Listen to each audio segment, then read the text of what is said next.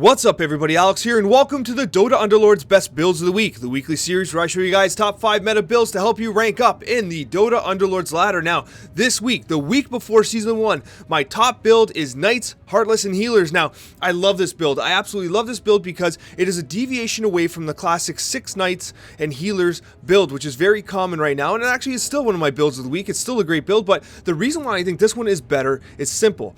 I would rather give up the 12% damage and magic reduction for the 9 additional armor. I would rather have the Heartless effect here, not to mention the fact that you're being given the healing opportunities with Enno, who's completely overpowered right now. Enno is exactly who you want, healing and stealing Enno. If you don't get healing and stealing Enno, you can go support an Essex is a great option as well. Golem and Essex works perfectly, but you're also getting the 20% magic resistance from Scaled as well. I do strongly suggest running Medusa here. Dro Ranger's perfect up front, and honestly, Sven is completely uncontested. You have an opportunity to potentially get Sven to 3 stars and absolutely carry you with like something like a Moonshard. He's absolutely incredible, and what you're going to get, honestly, is you're going to get a composition that it has like the best of everything going into Season 1. Healers are fantastic, Knights are fantastic, and Heartless is fantastic.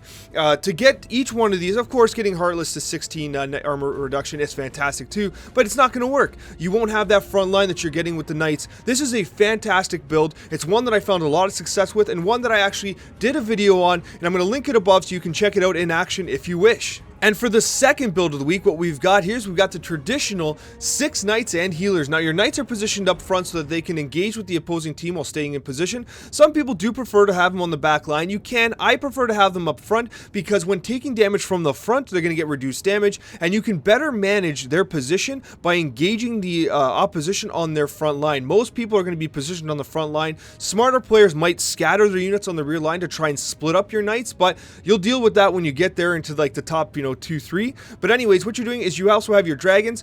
Viper's positioned in a way to bait any jumping assassins. What you want to do is with Viper, you want to take advantage of his corrosive skin by basically slowing down or reducing the damage that the assassins will be able to do over time.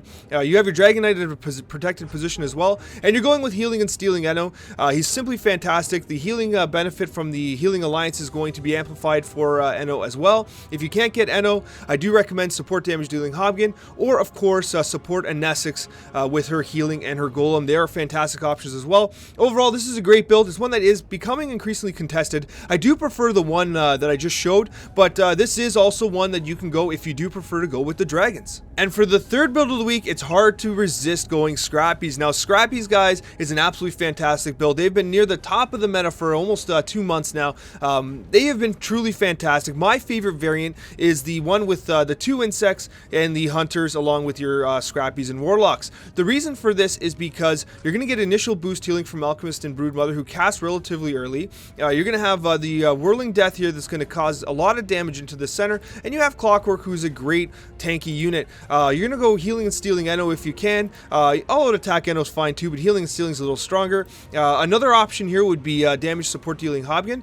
He's fantastic because with the Scrappies, you tend to get extended fights, and the Let's Go Crazy does help amplify their damage. I do recommend going with Terrorblade here. He rounds out the Hunter. You're going to get the full Hunter bonus, which really helps amplify damage for Weaver and Sniper, and Terrorblade is an absolute crazy carry on his own. I do recommend closing out with Gyrocopter in the late game. Not only does Deadeye have its benefit, but he's just a damn good unit. The amount of splash damage that he creates with Call Down is truly remarkable, especially against compositions like Knights, which tend to cluster together. He can do enough damage to win you the game single-handedly. Scrappies, guys, the only issue is they're going to be really contested, so be aware of that, but overall, this is a build that is just fantastic. And for the fourth build of the week, guys, it is Assassins. It blows my mind that Assassins do not get the respect I believe they deserve in this meta. They have been one of the best builds for the last 2 months, and for whatever reason, there are games, regular high-ranked games, where people simply do not run Assassins. There are games where there's no one running Assassins at all, and instead they want to run like four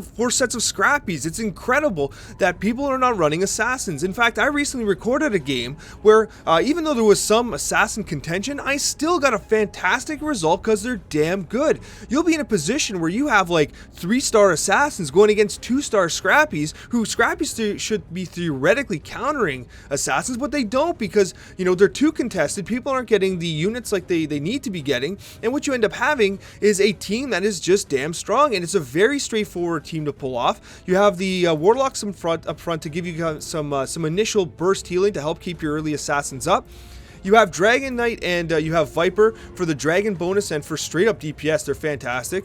Support damage dealing Hobkin here for Let's Go Crazy. You can also go and Thrall and Nesix, but honestly, you can throw Enno in here as well. You can throw Enno anywhere. But honestly, this is a fantastic build. You can put Nyx Assassin if you have like a Legion Commander. Mark him up with a Legion Commander. You know, he does a great job as well. But realistically, guys, this is a fantastic build. It's one, if you're new to the game, it is very straightforward. It is one of the best builds that you can do right now as you move into Season 1. And for the fifth and final build of the week, what we've got here is the one that I've been having probably the most fun with, and that's 6 Heartless, 4 Brutes, and just straight up poison. What you're doing is you're getting as many orbs of venom as you can. Now, okay, I understand you're not going to get 4, but this is just to illustrate who you can be putting it on. You want to put it on your Brutes. The orb of venom's on your Brutes. The reason for this is because they tend to attack units that do not have the debuff applied to them. The bonus of that is you spread them throughout your lineup so that Axe will hit these guys, Doom will hit these guys, and Lifesteal will hit these guys, and you end up having poison just spread through the entire team. It's physical damage, which is amplified by the Heartless effect, the negative 16 armor. And you have, you know, your Ogre Magi in the back who self-casts Bloodlust on himself, so he protects this rear line and is going to apply the Brute debuff to any assassins that jump on top of him. You have All-Out Attack Enno, who's going to be basically poisoning everyone around him the whole time. This build absolutely destroys people. It's super hard RNG dependent because you have to get All-Out Attack Enno. If you don't, you know, you can just add anybody you want to run, honestly, even Joel, who cares, but realistically, it works the best with All-Out Attack Enno, and guys, it is so damn good. It is so fun. I really recommend you try this build. It is just so awesome to watch work. It is just so many awesome mechanics working together for a fantastic build. Thank you so much for watching, and a very special thank you to all of my subscribers. Guys, Season 1 is almost here. Get hyped. We'll see you soon, and best of luck this week in Dota Underlords.